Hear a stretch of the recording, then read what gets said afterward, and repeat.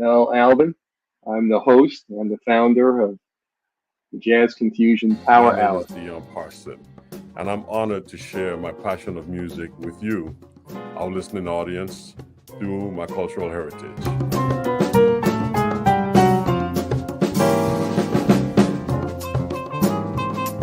Things can change for you too. If you want to be brand new, that is absolutely possible.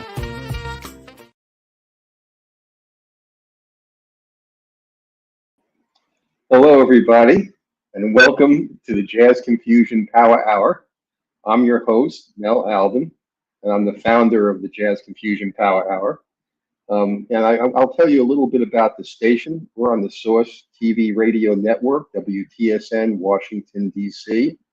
The Source TV radio network broadcasts to over 38 million global listeners and over 3 million in North America monthly.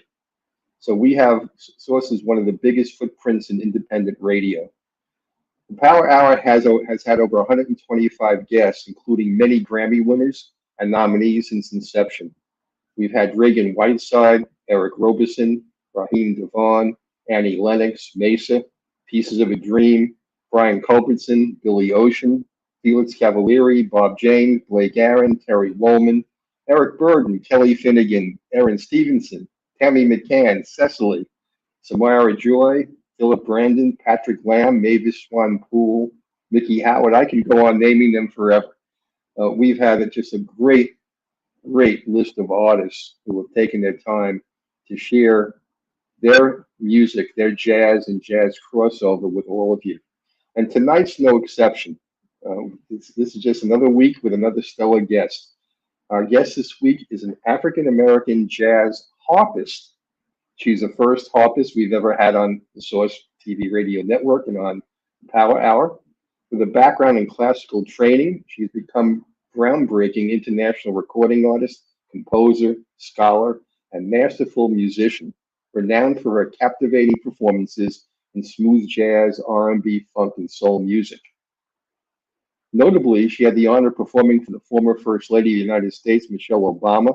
Her discography includes 4 CDs, and the fourth project, Fierce, is putting her on the charts right now. She has performed with the artist Neo at the BET Awards and has toured Africa and performed in major jazz festivals across the USA. With Jazz in Pink, her CD Straight from the Harp Special Edition reached the top 5 with Smooth Jazz, Global, and Billboard charts, and was considered for Grammy nomination in 5 categories. Her hit single from her 2020 CD, All My Strings, Overture, debuted on the Billboard Top 5 and held the #1 position on the Smooth Jazz World Listener Chart for over 13 consecutive weeks. She was named the 2018 Instrumentalist of the Year by the San Diego Prestige Awards. She's awarded the 2018 Best Jazz Single for Overture by the Black Women in Jazz and the Arts Association. She received the BMA or Image Award at the 2018 Black Music Awards ceremony in Los Angeles. So, after all that, please welcome our special guest tonight, the wonderful Mariea Antoinette. Hi, Mariea. Hi. How Hi, are you? everyone. I'm great. I'm wonderful. I'm here on the West Coast, San Diego, for those who don't know where I'm at. So I'm in Cali. It's great to see you. Great to have you on the show. I want to thank you for taking your time out to share your music and some of your career highlights with our audience. Okay. Yes. So, look, I like to start off each week with our special guest telling everyone what's cooking. What new releases you may have in the works, what you have just released, any upcoming concert performance, awards, whatever's in store for the remainder of 2024. So go ahead. Yes. Well, as of September 20th, we will be dropping my latest single, which will be Africa. And tonight we will debut that.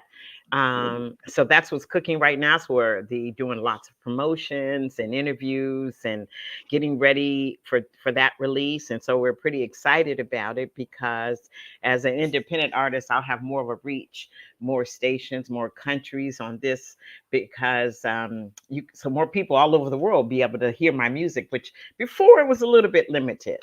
So we're excited about that. Tomorrow I'll be flying to Minneapolis to do a concert for one of the oldest Black newspapers in the country. They're having their 90th gala, and Wow. I'm their special guest artist. And so just a number of things from concerts to corporate and the whole gamut as an artist. We do a lot of different things.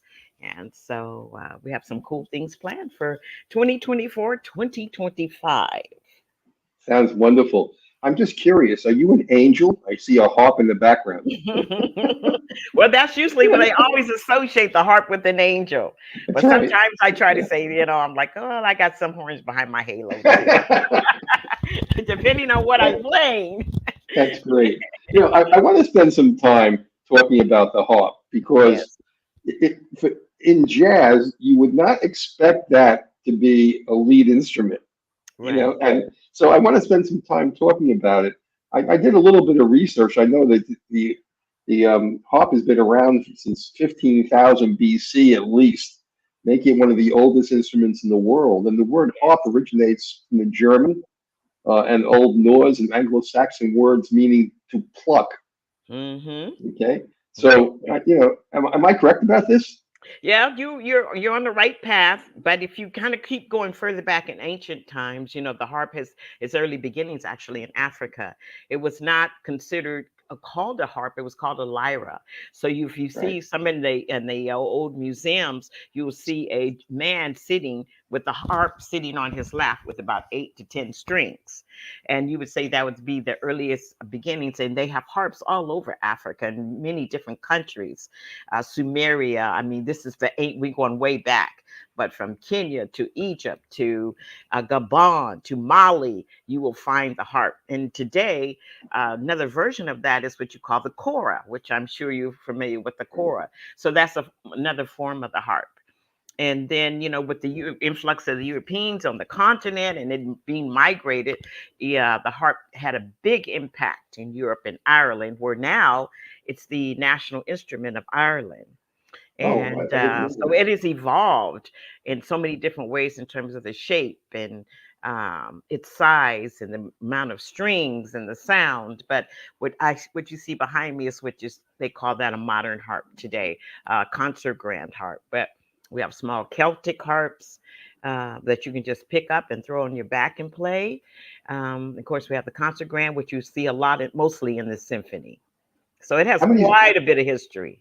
how many strings does a harp have? The one that's behind you. It has 47 strings and seven pedals. And the pedals represent the black notes on the piano. So most people don't even know that the harp has pedals. And that's what makes it so technically difficult to play, is because I'm using my fingers, but my feet are moving across back and forth from flat to natural to sharp with all Wow. the key changes. And so that's what makes it, technically demanding. Wow. I had no idea there were seven pedals attached to the harp too. Is that Yeah. standard? Yes, for the concert Wow. harp, absolutely. But if you Wow. see a smaller harp, they will have levers in the neck of the harp that the harpist would pull and she would manipulate to change the keys. But for this particular harp here, the pedals are standard. What is it made out of? What kind of material? It looks like it's made of metal and wood. Well, this one is made out of walnut, but it looks like metal because of the paint color. Oh, okay. It is platinum. So if you look at it from a distance, it looks like it's metal, but it's actually walnut. And they use Walnut. walnut, birch, um, and different woods, but those are the best that they make the harp out of. And it takes, when I first started playing the harp, it took about 6 months to a year to get your harp because they were made individually. But now Are we they have custom? I'm sorry. Are they custom made each one? yes, at one time they were, but now they have assembly line of harps, but they are made custom. But now they have a big factory that makes harp in Europe and Chicago in the United States. Now, the harp behind me, I had it custom made especially for me. And so I picked out the soundboard and what I wanted on it. And it's actually electric. It has 4 outlets Oh, that wow. I can hook into. So I could basically light up a stadium with it, 4/4 inch outlets, and then you hooked a uh, reverb and special effects pedals, and You could do all kind of wonderful things. Wow. How much does a harp like that cost? Well, this one here is about 40K. So it's not an instrument for anybody. Right. Yes. Yeah, it is cost Yeah, prohibitive. yeah, it's If a student, like you say, a parent, a child comes home and says, "Mom, I want to play the harp," well, they do have other models that are less expensive. yeah. That Because if I was a parent and my child came home and asked me, I'd have a heart attack. well, you would probably rent first, like I did. I rented the harp and so it evolved that way to make sure I was serious about it. You mentioned that you're traveling on this weekend. You're doing a Hmm. show. How do you transport that thing? Well, that's a question people ask me a lot about. But what happens is when I go to the city, let's say tomorrow I'm going to Minneapolis, and there is a directory, let's say the American Harp Society across the nation, a national directory. So I contact the American Harp Society and find out who is renting harps in that particular city. And so they'll give you a couple of names, and then you contact them and tell them what you're doing. And sometimes they have a lot of extra harps in the house. So they go, "Oh, we have a rental harp we can loan you." But I do have certain parameters of the harp that I want, the style and the make, the company, to make sure I get a good harp. And you can always find them. It's not a problem. It's a challenge. It could be Okay. a challenge, but lately, it's been actually pretty smooth. And tomorrow, actually, was Saturday. I play on Saturday. The harp is delivering the harp to the venue. I'm Yes. just curious. Like, let's suppose that the New York Philharmonic called you and said, "Hey, our harpist can't make it. We need you to come fill in." Do you transport that harp, or do you use the one they have there? You would use the one they have there. Okay. And All right. pretty sure, and definitely the harp that they have for the Philharmonic will be top notch. But they're all similar in terms of their layouts, so you wouldn't have any trouble playing it. Yes, that's Okay. correct. All right. Yes. I'm just curious about some of that. Let's shift gears a little bit. And since you're a jazz player and you have a band and the harp is a lead instrument, let's talk a little bit about when the harp first entered jazz. I know from my research that it started in the 1930s, but it was really more ornamental. It really wasn't considered a lead instrument. It was Correct. if they had a big orchestra, they would maybe want to include a harp just primarily for look more than sound. But in the 1950s, the harp really emerged as a lead instrument, and it was two people I know of, Dorothy Ashby and Corky Hale. So why don't you Yes. talk a little bit about the introduction of Right. harp? Go Well, ahead. well, I feel like that most of the harps that you see, they're always in an orchestra. Dorothy Ashby is from Detroit, Michigan. She went to Cass Tech. And her background was in jazz. She played the piano for quite some time and moved into the harp. And that was her requirement, as she says, for most harpists, play the piano for 2 years and then go into harp. And she felt that jazz was the place to be. I think that she is probably the gold standard for jazz harp. She did bebop. She did a lot of different things on the harp, who made it a lead instrument, played in the bands, and people had never really heard it like that played before. She had a lot of soul. She put in a lot of rhythms. And then you have the emergence of Corky Hale, and she basically did the same thing. It's bringing the harp forward as the lead instrument, which people are not really used to having that happen. And that was some of the same thing that I felt, was that I had a classical background and my foundation, but my whole dream and my vision was to bring the harp forward and play not only jazz but R&B, and to make the harp funky, and to play music that people can dance to. And so I was told, no, you can't dance. Nobody can dance to harp music. There's no harp music out there that you can dance to. Well, the music I play now, you can dance to it. So I've achieved that one. But yes, Dorothy Ashby is the, I believe, the gold standard for harp performance. And you probably have, about Alice Coltrane, who was married to John Coltrane, and she played harp too as well.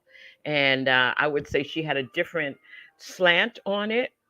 She did do jazz, and she also played the piano as well. But Dorothy had a different vibe when it came to the harp, which was amazing. So if you have a chance, look up some of her stuff as well. It didn't Ashby introduce the harp into bebop, and or was Yes, it? she Or did. was it? It wasn't Coltrane's wife. It was It was Ashby. Dorothy. It was Dorothy Yeah, who did that. She did all yeah. that bebop stuff. And she did something interesting that I've heard before, and I love it. She did something called Afro harping in Yes, yes, 1968. right. That was one of her albums. Yeah, you She's want to she's talk? stellar. She's just stellar all the way, and her delivery or execution was perfection, and she was just amazing.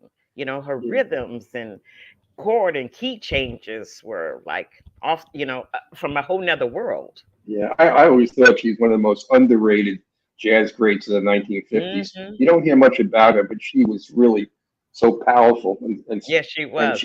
she changed jazz considerably. Totally. And I Yeah, think now that we have a jazz influence around the country, that some of her music is really coming back and being played by other harpists as well. So I think there's a reemergence with her and um, uh, Alice Coltrane. you started to talk about the seven pedals and the number of strings in the harp. It's considered one of the five most difficult instruments to play. And yeah, how long does it take to play a harp and become proficient? I think at least 10 years, I would say, because the Wow. harp is technically demanding. And it's not one of those things that, okay, I learned this song, and then you go put it down and come back 2 weeks later and think you can play it. No, it doesn't really work like that. You really have to really exercise the discipline to practice and stay in the game and make sure it's up to snuff, because you have so many things going on while you're playing. So I think it just requires a lot of discipline, but technically, because of the pedals and the fingering, on the harp, you have to stay on top of your game. So I want to talk about your background, how you even decided that you want to play the harp. It was, it's like I've had artists on, like I've had on a great trombonist, Bradshaw. I don't know if you're familiar with Bradshaw, but um, he was on the show, and I asked him, "How did you decide to play the trombone?" He said, "Well, I wanted to join the high school band, and I wanted to play guitar, but they told me it was already taken. So I said, well, okay, how about the trumpet?" And they said that was taken. And then he said, "Well, how about the saxophone?" He said that was taken. He said, "Well, what do you have left?" And he said, "The trombone." And that's how he learned to play the. That's how he chose the trombone. So now I want to get back to talking about how you chose the harp. But right now, I'd like to start everybody off with listening to one of your great musical pieces called Okay. Overture. So why don't you tell everybody a little bit about Overture and the background to it, and Yes. then we'll play. Well, I'm always thinking about the stage and music. When I open up, I wanted something really powerful and totally unexpected on the harp. It's really funky and it's a little rock in it.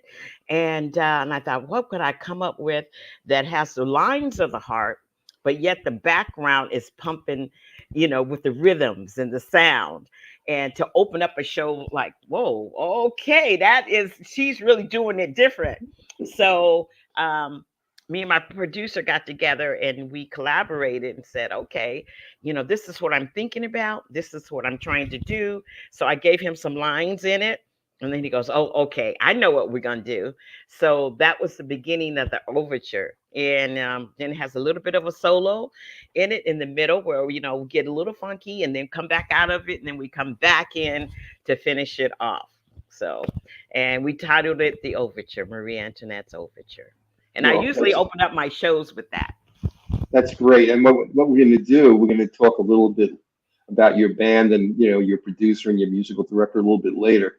But Hmm. right now, I want to play Overture for everybody. Okay. So this is Marie Antoinette's Overture.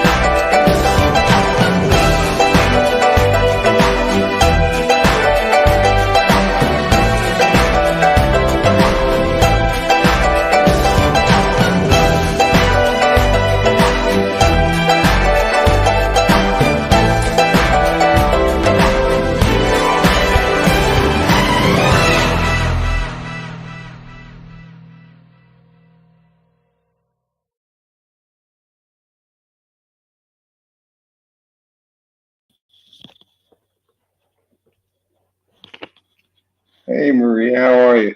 Yes, I'm doing great. Sounds I had, I good. had, I had a technical problem. I couldn't hear the track, but people calling into the station have been able to hear it perfectly. Were Okay. you able, were you I able heard to it hear it? perfectly. Yes, yeah, it sounded great. Wow, I couldn't hear it. I'm sorry. So Okay. you'll have to send me a note when it's over, because I don't know what problem I'm having in the studio. I'm probably the only person that couldn't hear it. Okay. No, I heard it. Okay. We, here's a comment. Hello, Maria. This is Ellis White, who I told you about.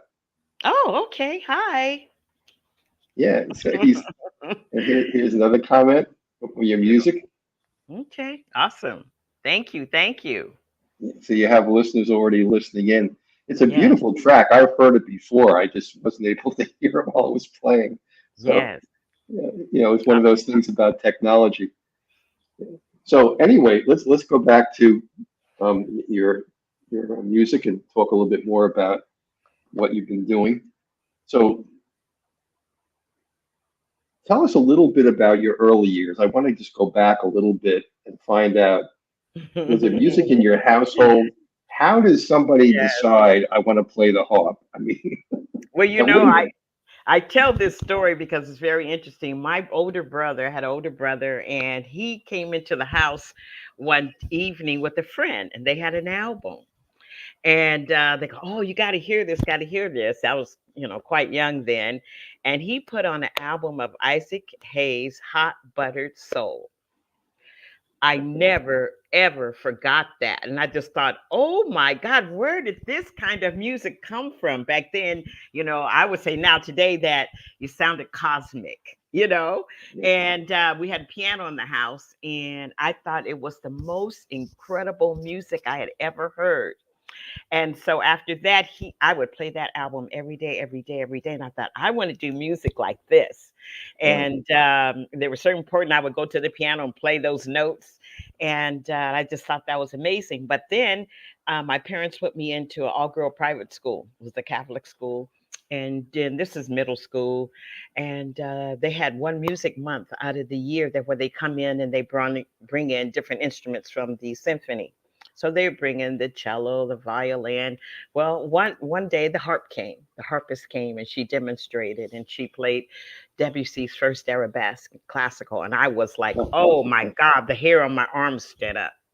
And I said, that's what I want to do. That's what I want to play. So it comes as sort of a joke because I went home and told my parents I wanted to play the harp, and you can think about it like this, in the neighborhood I grew up with, there was no harp, you know, and they said, we're not playing no harp. We're not paying for no harp, and we're not paying for no harp lessons. Besides, black people don't play the harp. So I'm like, now what am I going to do now? So really, it was a journey. So I spoke with the teacher and I said, I really want to play the harp. And she said, I only take serious students. So if you're going to like take lessons for 3 months, 5 months, and just go to another instrument, I'm not the teacher. I take really serious students. And so I said, no, I am serious. This is really what I want to do.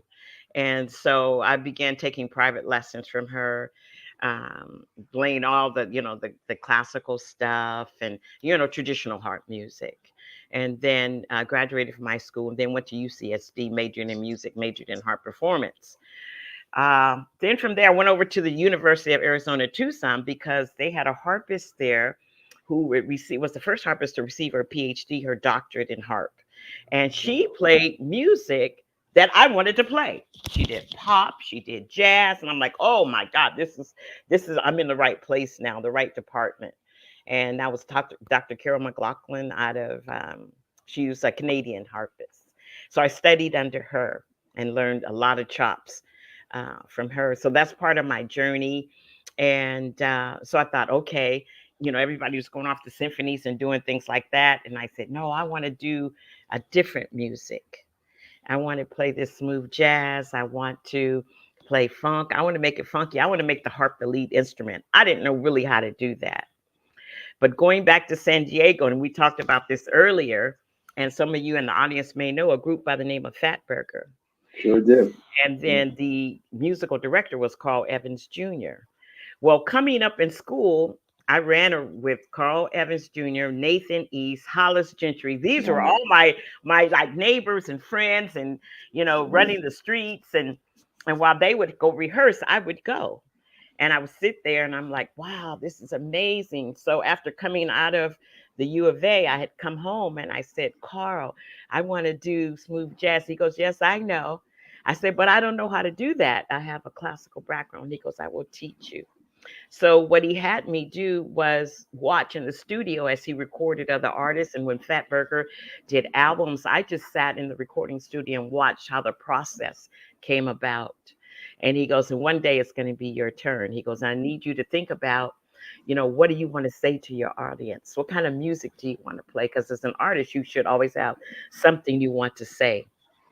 So, to make a long story short, he was my very first producer, and I had all these amazing musicians on my album. It's titled "Sexy Paradise." That was my first album with him, and so that was the beginning of me moving from a classical background into smooth jazz. And he really set me up beautifully, not knowing back then exactly what I was getting into. But this is why I play the music I play today, is because of him, Nathan, Wow. and Fat Burger. What a great story. One of the things I found from doing this show, I've had on a lot of artists. I had on not long ago Dee Brown. Mm, Dee Brown is a guitarist, jazz guitarist, an excellent guitarist out of Detroit. And he told me about, you know, the friends he had. One of his friends, his father was a big executive for one of the big auto industry companies, and he financed their first demo. And okay. and the community and the city and the location, I find for a lot of artists was so influential that they never would have gotten into music if it wasn't for the location in which they just happened to live coincidentally. Yes, yes. And for you to have Fat Burger, running around the neighborhood with these guys, yeah, I And he mean, taught, what's the right. chance? What's I the know. chance? That they say everything is in divine order and that there are no accidents. And he talked to me about money tunes and the approach to music, and it was just amazing. And I look back on that now because Carl is gone, and I said, wow, he really set me up without me really knowing Yeah, exactly what was really going on at that time. And he would say, he said it's like a river. He said, you're here on this side of the river and we're on the other side of the river. And we're telling you to come on over. You think the water is deep, but it's not deep. So just step in and come across because we're waiting for you. And so he would use that analogy because I was like, oh, Carl, how am I do this? This is hard. And he goes, no, it's not. He goes, recording is the most the easiest part, because if you make a mistake, you just press the button and fix go it. back and do it. He goes, but the marketing is the marketing of your music is the hardest. So this is the fun part. So I had him as a background, and he was my foundation. Well, things do happen for reasons. Yeah. Albert Einstein, great physicist, once said, "God doesn't roll the dice. There's a method to the madness." Yes, yes. And you don't It's not. realize it till later. That's right. It's not an accident. Here Ellis White has said about Overture, great track, wonderful, ethereal, and unique aspect to the genre. I love the sound. Thank you. So Thank this you. is from another artist. So Oh, thank um, you. yeah. So it's great to know that people listen and really appreciate the Yes. great music you're producing. So I mean that's fascinating how you got involved, and so your parents finally said, okay, we'll get you a harp. I know. Actually, I got a job. My brother had a restaurant, and I said, "Can I work for your restaurant after school?" And he goes, "Yeah, but why do you want to do that?" I go, "Well, I have to pay for my harp and I have to pay for my harp lessons." And at that time, again, like I said, the harp was not in my neighborhood, and that was like you were a little bit odd. You're a little bit different. And so a little Celtic harp came into the house, and everybody kind of looked like, that's interesting. And I had my lessons and my songs. And one of the things, well, he had asked me about your very first, let's say, performance. Well, we belonged to a African American church, gospel church in San Diego, which was huge. And our pastor was a bishop, and he had found out that I was playing the harp. And he said, well, one Sunday, he goes, I want you to come and play I want you to share your music with us, and why don't we do it through communion? So I'm like, okay.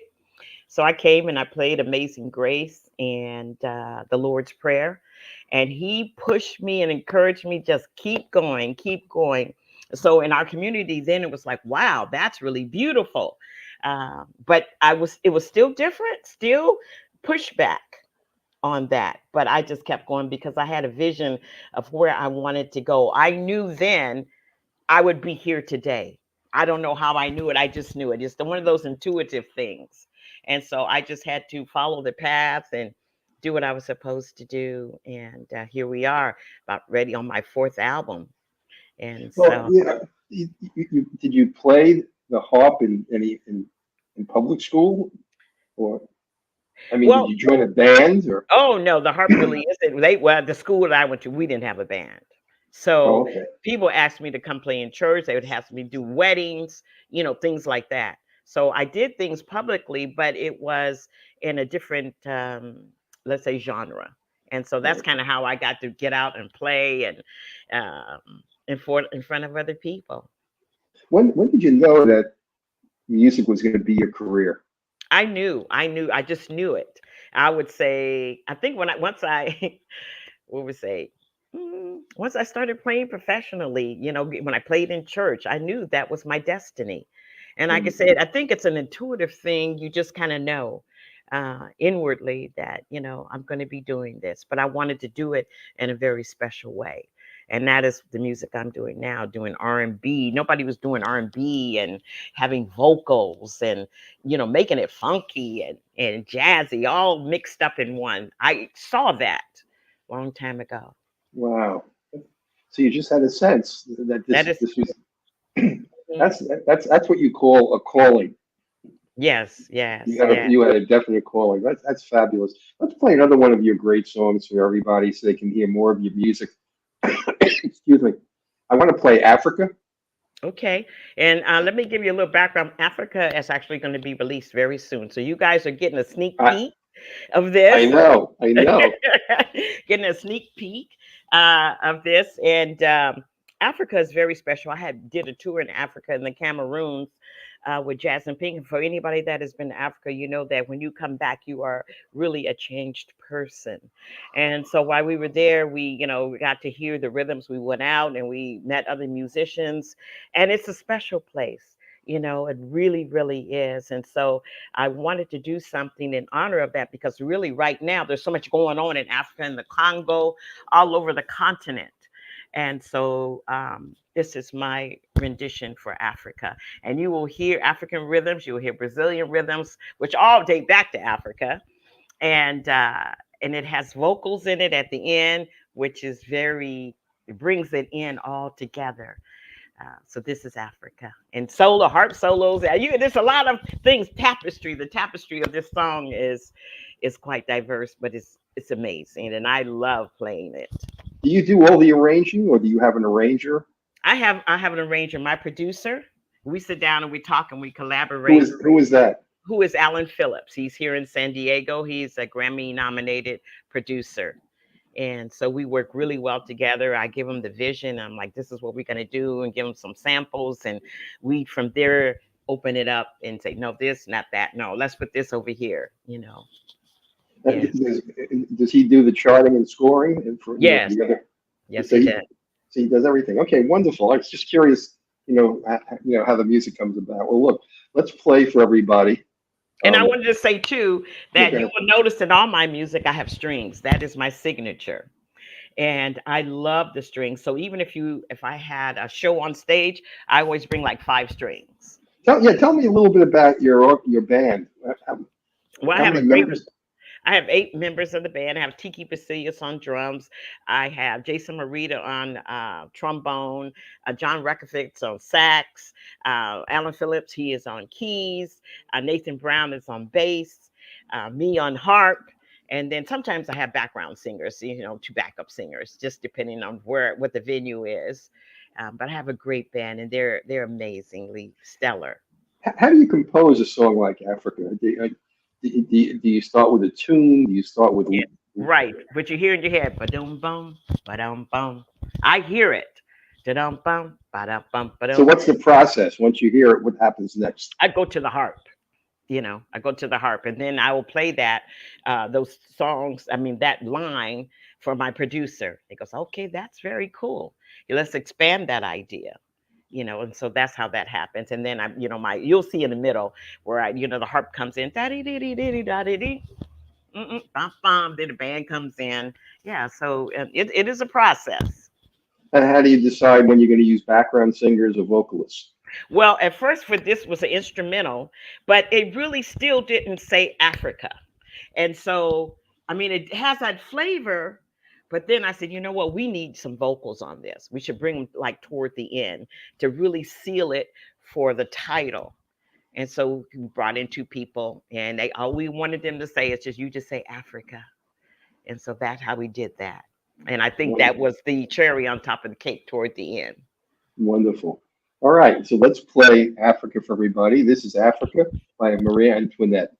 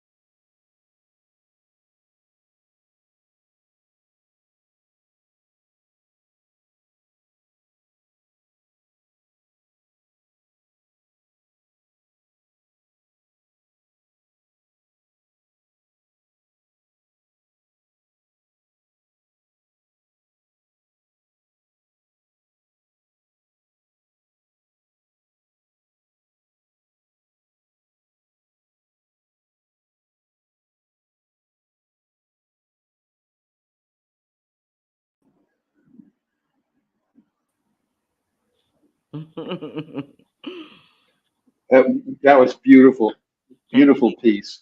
Yes, Yeah, Africa. it's wonderful. You know, I have a friend who I haven't seen in quite a few years who did an album for Africa. It's called Graceland, Paul Simon. Oh, yes, I, absolutely. I'm I, familiar. yeah, I knew Paul when he was at Queens College performing back in the '60s, and I became friends with his. And I went to his studio when he actually did some of the mixing for Graceland, but it was the first album I ever heard from an American artist who went back into Africa to bring that Hmm. music back here. Yes. Yeah. So, but your song is beautiful. Here's somebody called Sizemore. He said, "I love the rhythm, beautifully constructed. A harp sounds magical." Good. Thank you. Thank you. Thank you. Yeah, I love it. Absolutely love it. I think, in terms of my music, I can see that it's really, truly evolving to different levels. And so I'm really proud of that. I look back on my work earlier and then you come forward and you're like, I've grown quite a bit. That's funny. I was going to ask you about that. You know, how do you did you see your music evolve when you started playing smooth jazz? What changes have occurred in your musical style? Well, I think that, when I look back at my earlier stuff, I don't want to say they're simple lines, but I had melodic lines and, they were pretty much straight to the melodies and the rhythm. But now I'm taking chances and chopping up the rhythm and throwing in different special effects with my fingers and, doing things on the harp that most harpers are not doing.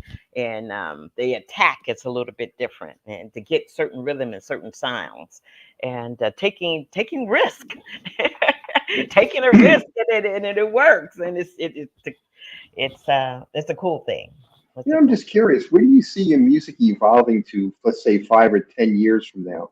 Are you going to stay within the jazz genre, or Well, what's your thoughts? that's a great question because there's so much beautiful music out there. And I was thinking the other day, I was like, I really want to do a world album where because everybody's into meditation and yoga, and to Yeah, maybe do an album where people it's peaceful, not so much rhythm, not so much going on, but more purity in terms of the sound. So I think I would want to do that um, in the future as well, to do a beautiful meditative project because people are doing that now. yeah. I think the harp would be perfect for that kind of It really music too. is. Yeah, yeah, yeah. I have a thought question for you now. If you could collaborate with any artist or a songwriter, a musician, a vocalist from any century, from any place in the world, who would that be and why? Well, let me see. What comes to mind first? I would go with Prince. I love his Great. style. I love his style. I just love his music. And I had the opportunity to see him live. And the girlfriend had got me tickets, and we went and we were in Los Angeles. I did loved his music so much in his show. I went back the next day. I had to go back again. I'm like, oh my God, this is like fantastic. So I just love his delivery, his style, his everything is different. You red Corvette from that to diamonds and pearls to Pearls, and all of it. Purple Rain. Yeah, You know, purple. In fact, it's been 40 years. About yes, 3 weeks ago since he released the Purple Rain album. yeah.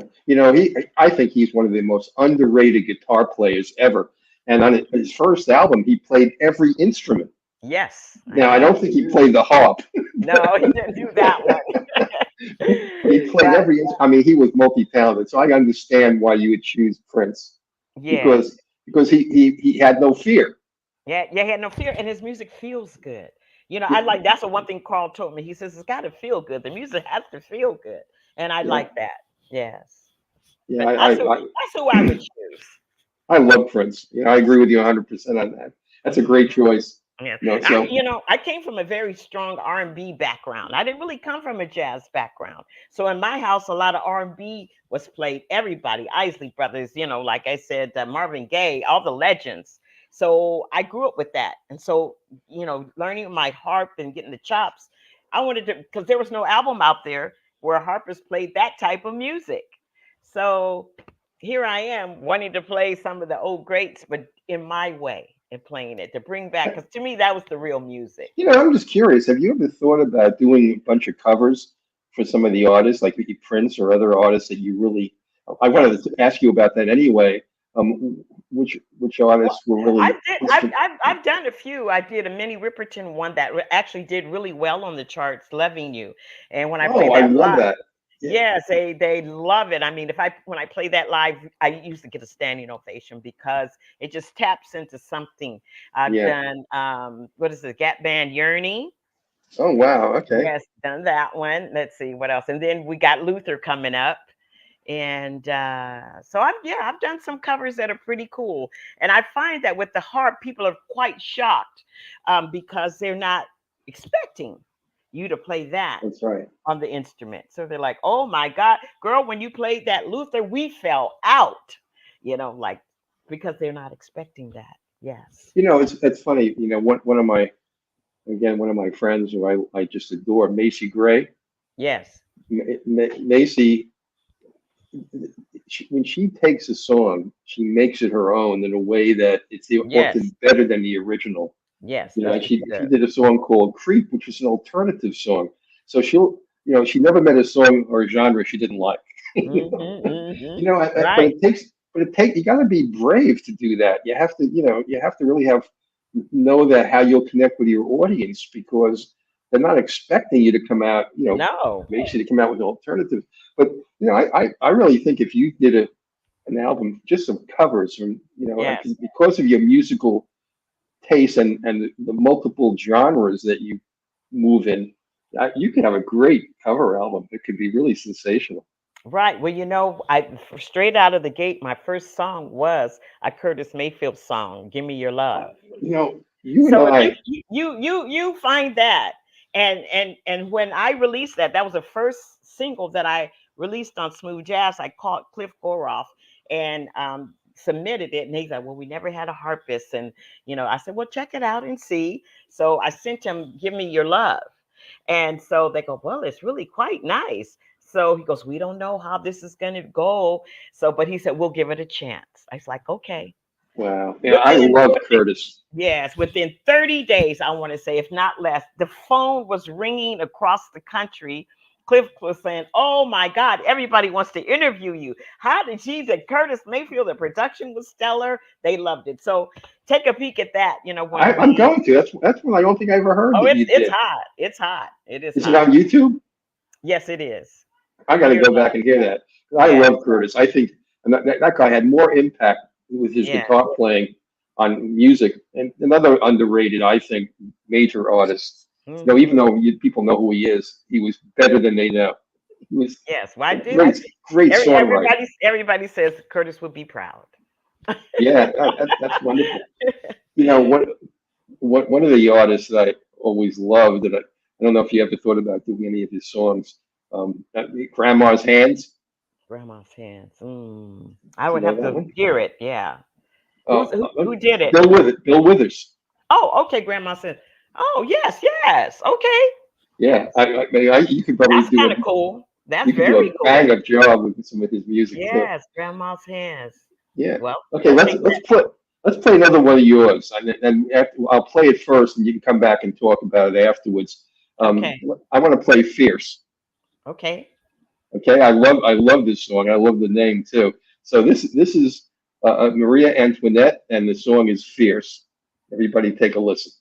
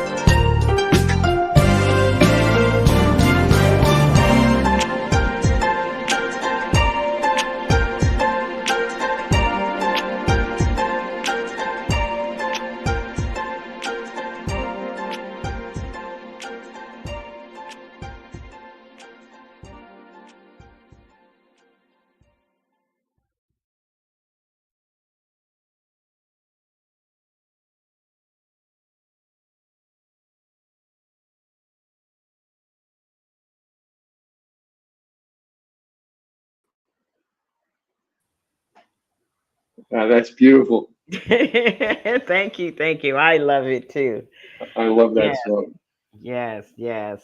Well, let's see. How did Fierce come about? It's a great story because um I listened to Dr. Dre, and I don't know if you picked any of that up I, in I there in the beginning. It's like I love Dr. Dre. I love his beats. Like, oh, they're so funky. How in the world do I fuse a Dr. Dre kind of vibe into the heart? So right off the top, you kind of get that, and then with the introduction and all of that, and then the staccato on the harp in the middle was actually me doing a special effect, trying to get sort of that kind of hip hop kind of vibe in there to switch the transition right in the middle. Again, people are not expecting that. And then it's we it's have a it's little it's bit of classical flavor comes back and it goes into all these different things. it's spectacular. I mean, the music is just wonderful. It's a great track, and Yeah. that's going to be dropping when? That's going to be dropping the first of the year. You guys got a sneak peek on that one too. Well, Yes.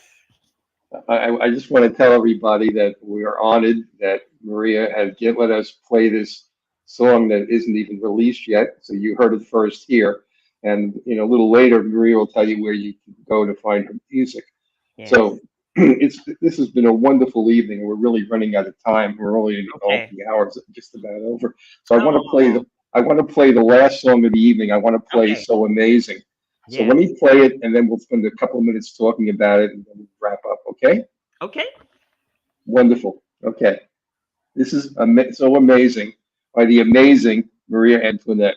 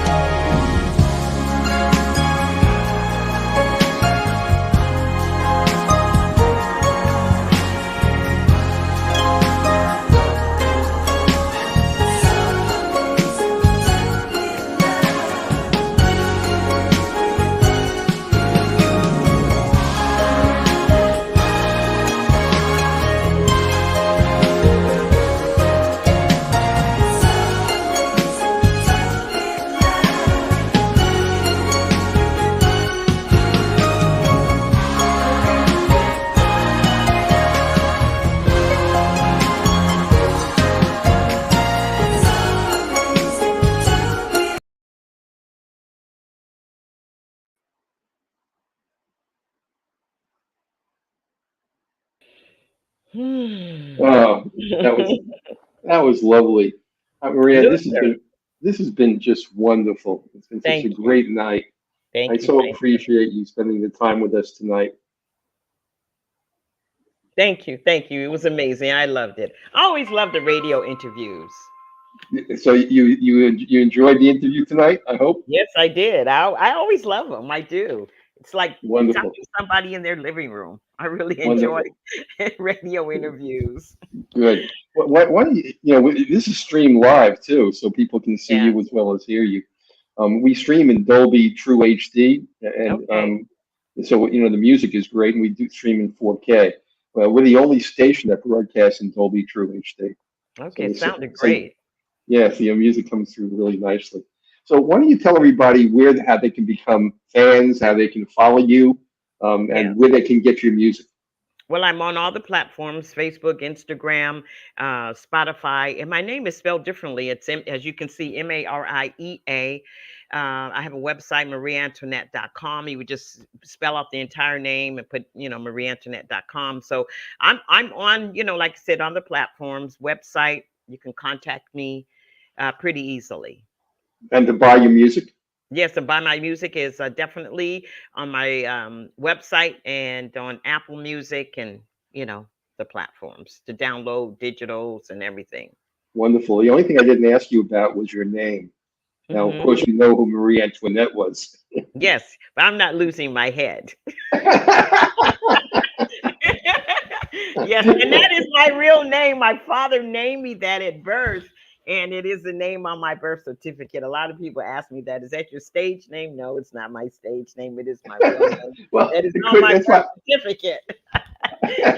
Okay, I just wanted to clarify that for everybody. That's your real name. Yes, yes, absolutely. Yes, it is. Wonderful. Well, Maria, it's been a real pleasure. And when Thank you have more music coming out, let me Yes, know, and we'll yes. have you back on, and we'll be glad to play your music, and we'll ask other aspects of your music in your life. So we'll have you Okay. back on again. Okay. Well, Okay. thank you so much for having me. I really appreciate it. We appreciate you for reaching out to me and saying, let's have an interview. So that was epic. And thank you. Wonderful. I thank you for being with us. You have a wonderful evening. Okay. You too. Well, everybody, that was Maria Antoinette. That was a wonderful evening. And, we'll be back next week. And next week, we have a wonderful artist for you. We have Greg Adams. Greg Adams was one of the founders of Tower of Power. And he has a band, East Bay Soul, which is on the West Coast, but is, a part of the East Bay, part of the legend in San Francisco and throughout California. So be with us next week to hear the great Greg Adams. All right. So everyone, I hope you have a wonderful week, and thank you so much for tuning in. So we'll be seeing you soon. Bye bye.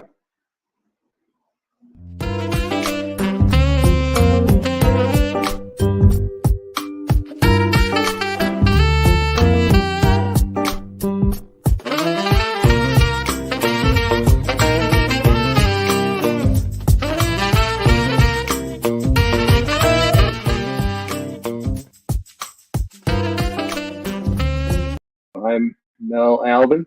I'm the host and the founder of the Jazz Confusion My Power name Hour. is Dion Parson, and I'm honored to share my passion of music with you, our listening audience, through my cultural heritage.